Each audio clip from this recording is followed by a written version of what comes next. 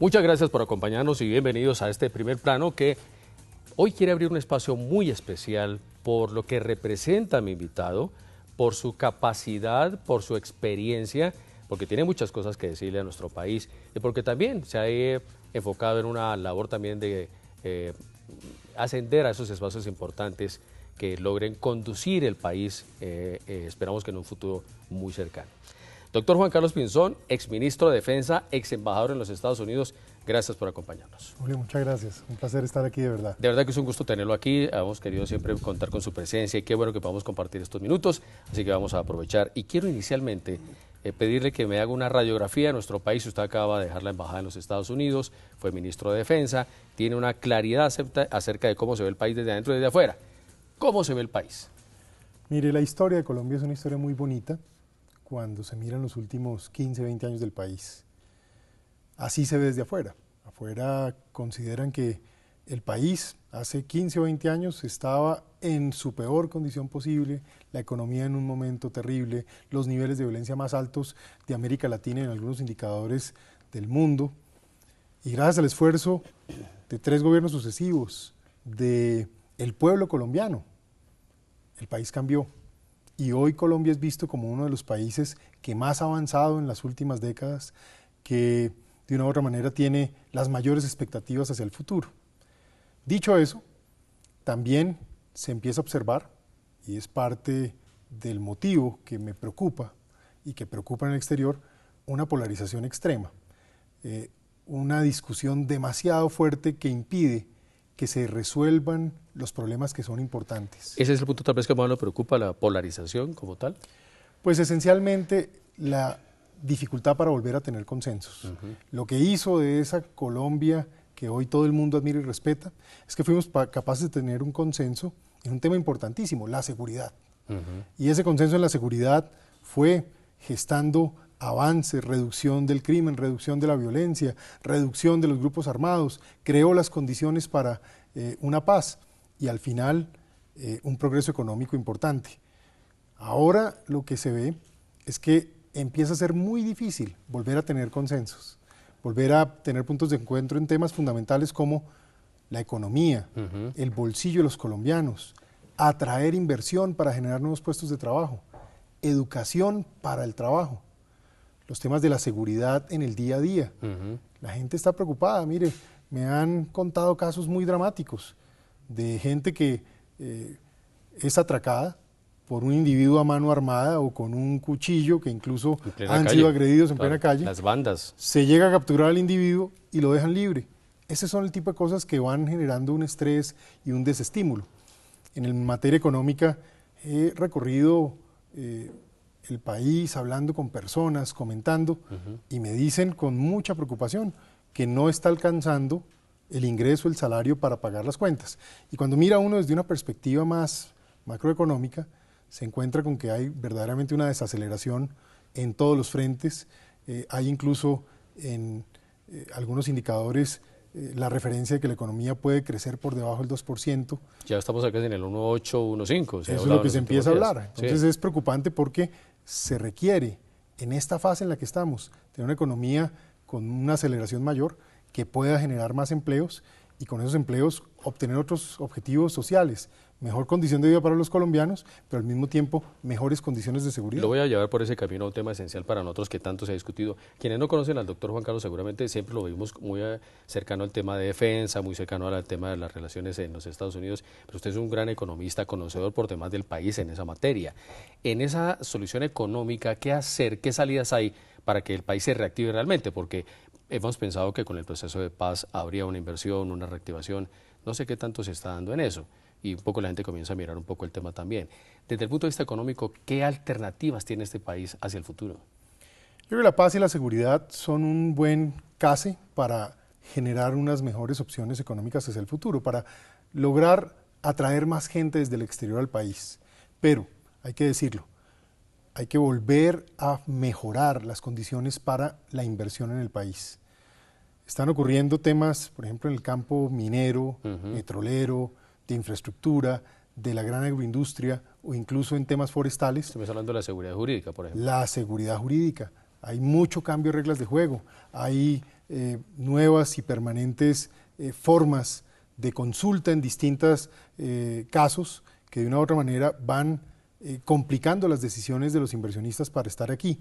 Y eso a mí me parece delicado porque al final esa inversión lo que termina reportando son empleos y esos empleos lo que terminan reportando son consumo y ese consumo lo que termina reportando es que los demás sectores de la economía se van moviendo. Entonces nosotros tenemos que destrabar ese trancón, si se quiere, que hay hoy en día en la inversión en el país. Aún vienen muchas empresas a comprar otras empresas en el país y eso me parece bienvenido. Sí, sí, sí. Es bueno que vengan empresas y compren otras empresas, pero de la inversión que estamos hablando, de la que necesita el país, es una en donde venga capital fresco, se invierta en nuevos proyectos, esos nuevos proyectos generen empleo y ese empleo genere un efecto benéfico en la sociedad como un todo. En ese sentido yo creo que hay que pensar en incentivos que permitan, como ocurre hoy en los países asiáticos, en la China, en Singapur, entre otros, donde se generan condiciones específicas para inversionistas que les permiten llegar y obviamente reciben beneficios en la medida en que creen empleos y sobre todo empleos que garanticen ingreso. Ahora, al lado del empleo, la inversión, hay dos temas fundamentales. Uno es el tema de la educación para el trabajo. Hay que hacer un enfoque muy fuerte. Yo he notado y he hablado con algunas personas que me dicen, hombre, mire, yo hice un esfuerzo muy grande por educar a mis hijos, para que tengan una vida mejor, a unos costos altos.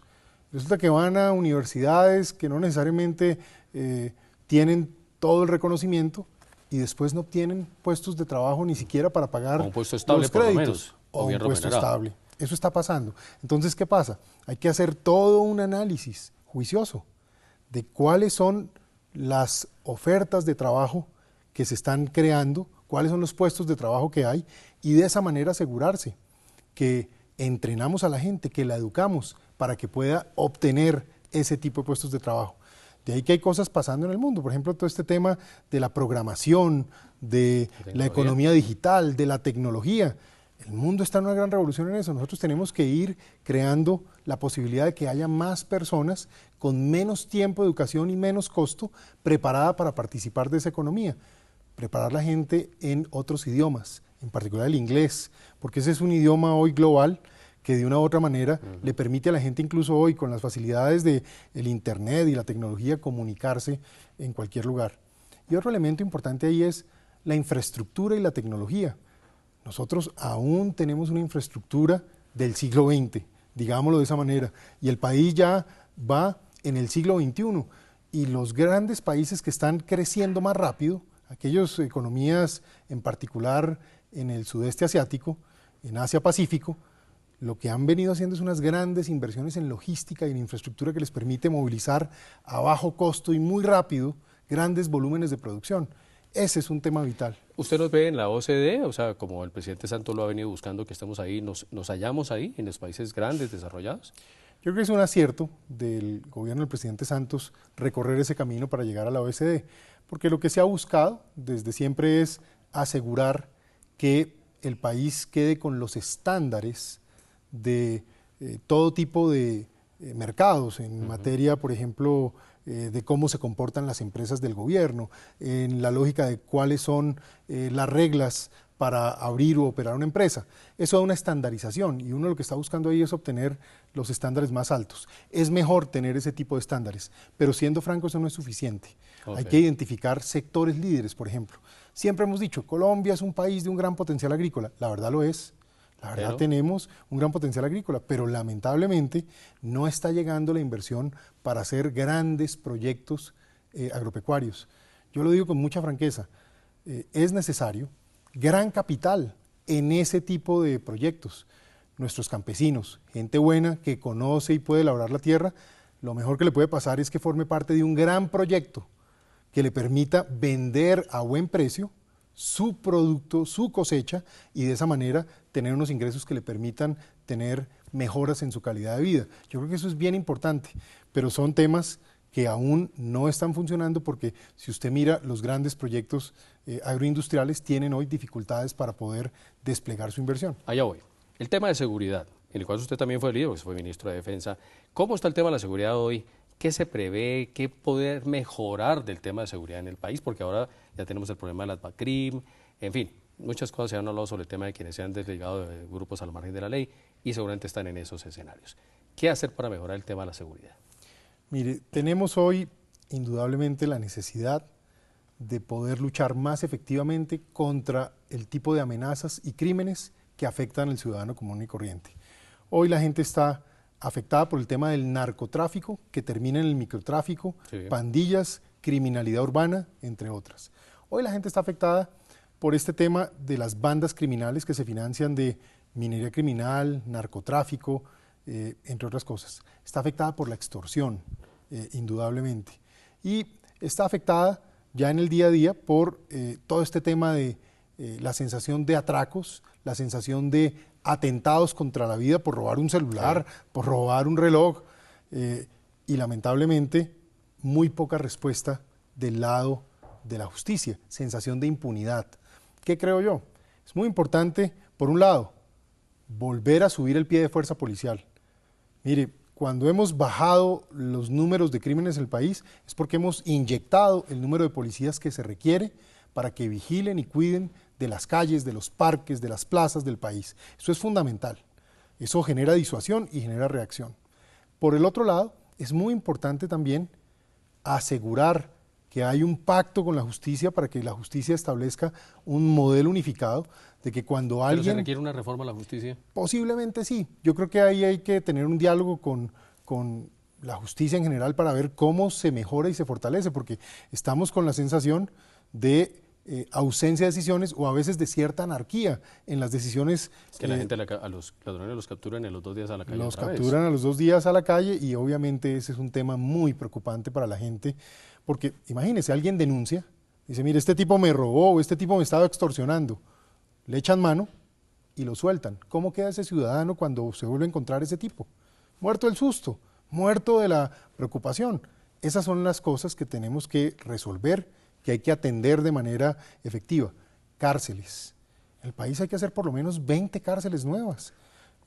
Ahí estamos haciendo un análisis de una estimación exacta, pero por ahí arranca el número, porque es necesario que alguien que roba un celular, entonces lo tratan como un delito menor, pero ojo, si el robo del celular es a mano armada, con un cuchillo, lo que significa es que ese agresor está dispuesto a matar a la persona. Luego eso tiene que ser visto como un intento de homicidio y el ciudadano de esa manera tiene que ver que ese individuo que hizo eso termina en la cárcel.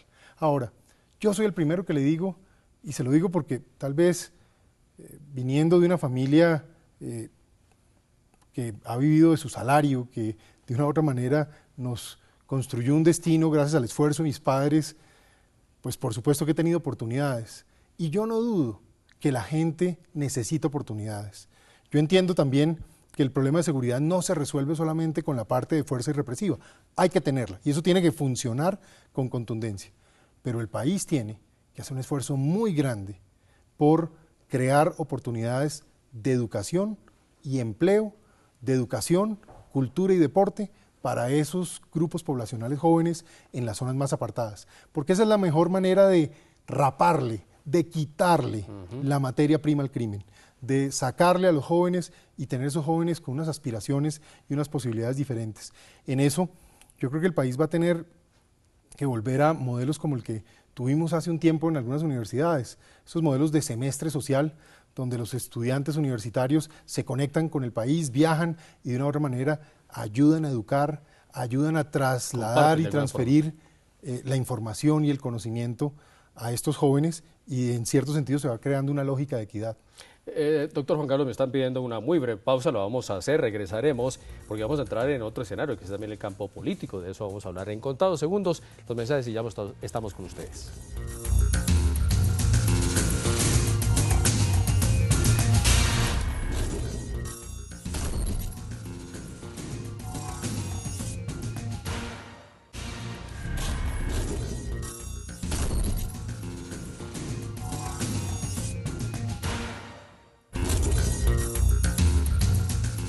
Muchas gracias por continuar con nosotros, con el doctor Juan Carlos Pinzón, exministro de Defensa, ex embajador en los Estados Unidos. ¿Ya hizo las paces con el presidente Santos? Mire, yo al presidente le tengo enorme respeto, enorme gratitud y enorme admiración. Y como siempre, al interior del gobierno, di opiniones francas, transparentes, con todo respeto y con toda consideración, y así lo he seguido haciendo por el bien del país. Aquellas opiniones que damos, no las damos para molestar a nadie, ni para ofender a nadie, ni para criticar. Las damos para tratar de mirar cuáles son los retos que tiene el país, cuáles son los problemas, y hablar con claridad sobre cuáles son esos asuntos que el país tiene que resolver.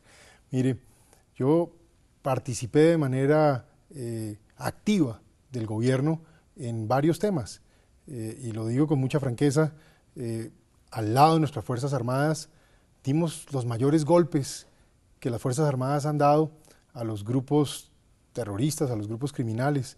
Los golpes a las FARC implicaron la caída de 55 de sus jefes, de 21 jefes del ELN, de 42 jefes de las bandas criminales, y hablo de los máximos jefes. La desmovilización en ese momento se incrementó, se ocuparon territorios que antes no se habían ocupado. Logramos fortalecer las Fuerzas Armadas dejándolas en su punto más alto.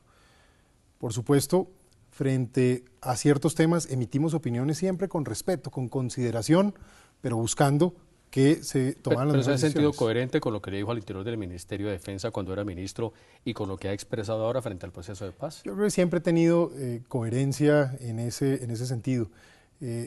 Trabajamos intensamente por la paz. Mire, los héroes de la paz en Colombia son los soldados y policías de Colombia.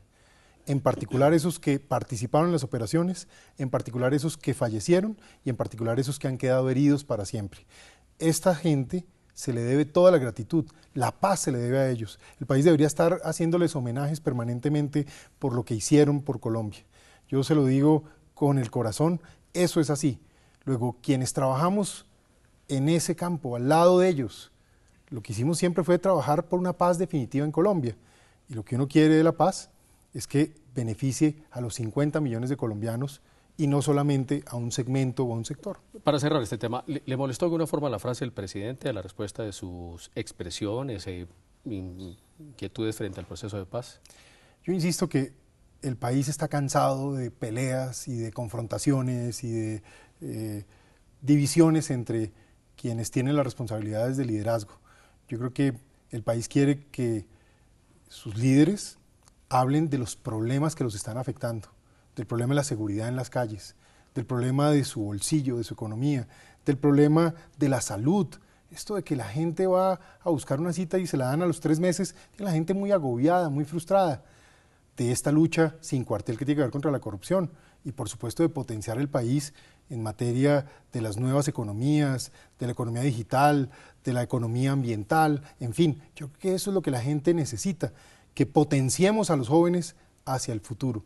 Y por eso he decidido no entrar en ningún tipo de debate ni entrar en ningún tipo de discusión personal. Yo le reitero al presidente de la República, siempre le guardaré total aprecio, gratitud, respeto, admiración. Sé que ha trabajado con el deseo de servirle al país y por supuesto que, como siempre ocurre, al país le quedan grandes retos en muchos campos y nosotros vamos a hablar de esos retos, de lo que está bien, seguirlo promocionando, trabajando, y de aquello que no está bien o no se ha trabajado, ponerle toda la intensidad y modificar aquello que sea necesario. ¿Cómo ha resuelto usted el tema de su candidatura presidencial, precandidatura, candidatura, frente a, va a estar en el interior del partido de la U, no va a ser con el partido de la U, va a ser con otro sector político, va a ser independiente? ¿Cómo va a ser eso? Mire, yo me vine al país lleno de amor por Colombia. No fue una decisión fácil porque siempre existen alternativas diferentes. Yo personalmente nunca he participado en temas electorales, nunca he hecho participación en política, he sido un servidor público. Le he servido a Colombia con profundo amor y devoción y a los colombianos con toda alegría, lo digo de corazón. Cuando tomo la decisión de regresar, lo hago porque siento que hemos entrado en unas discusiones y en unas agresiones que están impidiendo resolver problemas y que están poniendo en riesgo el gran trabajo de los últimos 15, 20 años en Colombia. Y por eso siento que el país seguramente necesita gente que no quiera estar en ese tipo de peleas, sino que quiere estar resolviendo los problemas porque los conoce, porque los ha vivido, porque los ha estudiado o porque de una u otra manera ya ha tomado decisiones. Tomar la decisión de hacer un bombardeo estratégico, claro, eso es muy importante, pero administrar el mayor presupuesto que tenía el país, eso es un reto muy importante, y ahí dimos resultados. Entonces, le digo esto para concretar lo siguiente. Yo siento el deber de ir a hablar con la gente. Yo voy a estar visitando las ciudades, visitando municipios, conversando, escuchando más que hablando. Se lo digo de verdad, me interesa saber qué piensa la gente, que me identifiquen los problemas. Además, tener una identificación de problemas no solo nacionales, sino regionales y locales. Los problemas no son iguales en todas partes. Y de esa manera, decirle a esos colombianos, mire, yo estoy aquí dispuesto a servirle a Colombia. Si ustedes creen que les puedo servir, estoy con todo el compromiso y con todo el amor por el país para hacerlo. En esa lógica, creo en las instituciones, respeto los partidos, creo que es importante que existan partidos políticos fuertes, pero creo que estamos en un punto donde hay que asegurarse que el servicio que se dé es para lo que le interese a la gente. Que si alguien va a ser un candidato, como podría ocurrir en mi caso, que es porque es un candidato de la gente, es porque la gente se siente representada por ese candidato. Con esto yo le digo que respeto y aprecio a mucha gente que está en la política porque sé que tienen ese espíritu. En el partido de la U hay gente muy buena, hay gente supremamente comprometida que ha contribuido a los avances que ha tenido el país. En el Partido Conservador hay gente muy capaz, muy comprometida con Colombia. En el Partido Liberal. Cambio Radical encuentro yo gente muy buena. En el Partido Liberal hay gente muy comprometida con Colombia también. En el Partido Centro Democrático encuentro colombianos muy comprometidos y jugados con el país. Y en el Partido Verde también encuentro gente que tiene mucho que aportar. Yo me sentiría muy contento de recibir, en primer lugar, una decisión de la ciudadanía para servir. Pero por el otro lado, esos apoyos políticos que se puedan dar de los partidos, que sean con un compromiso de servicio a la ciudadanía y de trabajar por los temas que le importan a la gente. ¿Qué piensa de Álvaro Uribe? Mire, yo trabajé también en el gobierno del presidente Álvaro Uribe. El presidente Santos era el ministro de Defensa, yo era viceministro, trabajé activamente en ese gobierno, se dieron grandes resultados para el país. Yo creo que el presidente Uribe hizo una gran contribución a Colombia también, pero le voy a ser franco, yo creo que la gente no necesita que sigamos hablando de los expresidentes. Creo que, lo he dicho antes, los últimos 3 gobiernos han contribuido a sacar a Colombia de su peor momento y colocarla en uno de sus mejores momentos. Ahora los que estamos hoy, nos toca pensar en cómo en el futuro no dejamos que el país se regrese, eche para atrás, sino sigamos por esa senda creciente de optimismo. Y ahí yo le digo, yo conozco este país porque desde niño lo vengo recorriendo. Mire, cuando yo nací... Sí, le iba a preguntar eso porque en su casa creo que además de formación muy militar. Sí, pues mi padre fue un soldado de la patria. Y eso, por supuesto, que me llena de orgullo, y me llena de orgullo haber crecido en un hogar militar, pero lo más bonito también es cómo viaja uno por el país. Mire, yo nací y nos fuimos allá al batallón Codazzi en Palmira, yo vivía allá mi primer año y medio. Después terminamos viviendo en Santa Marta, y allá aún me cuentan las historias de cómo a mis padres les tocaba ir a hacer mercado a la plaza, y en una cantidad de retos y de dificultades conociendo todo el país. Mis primeros años de estudio los hice en Armenia, ahí hice kinder y primero de primaria en la ciudad de Armenia. Luego, por la vida de mi padre, vivimos en el Magdalena Medio, en todas partes, en La Guajira, en Tolemaida, Melgar, tantos años, en fin. Luego yo me siento muy cercano al país.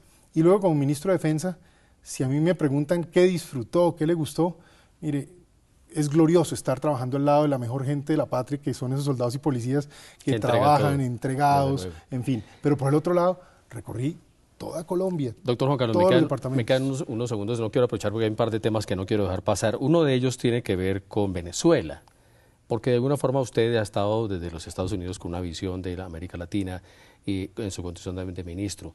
¿Qué pensar hoy de Venezuela? Mire, lo primero, el daño que el chavismo, lo que llaman el socialismo del siglo XXI, le hizo a Venezuela y ha irradiado a América Latina es incalculable. Venezuela es un caso de destrucción de valor. Destruyeron las instituciones, destruyeron la capacidad de generación de riqueza, destruyeron el empleo y han violado los derechos humanos y perseguido a sus ciudadanos de una manera infame.